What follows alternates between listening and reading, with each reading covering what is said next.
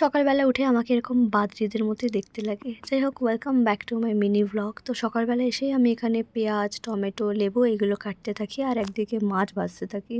দেন মাছ, মাংস, ডিম এগুলো রেডি করি।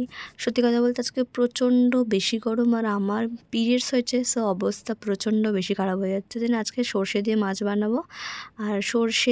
বানাবো আর সর্ষের মধ্যে কাঁচা লঙ্কা নুন দিলে না তেতো হয় না। দেন এখানে গরম মশলা গুনছিলাম যে কত টাকা নিয়েছে। দেন এখানে মশলা কষা হয়ে গেছে। দেন এই দাদাটার কাছে না আমি রোজ ছাতু খেতে যাই, দাদাটা বেশ ভালো ছাতু বানায়। দেন এখানে এসেছি, সয়াবিনের তরকারি হচ্ছে। আজকে আমি প্রথমবার শেয়ার করছি যে আমি এভাবে লোককে খাবার পরিবেশন করি। এই কাজটা সবার কাছে খুবই অপমানজনক, আমাকে সেটা ফিল করায়, কিন্তু আমার কাছে সেটা মনে হয় না।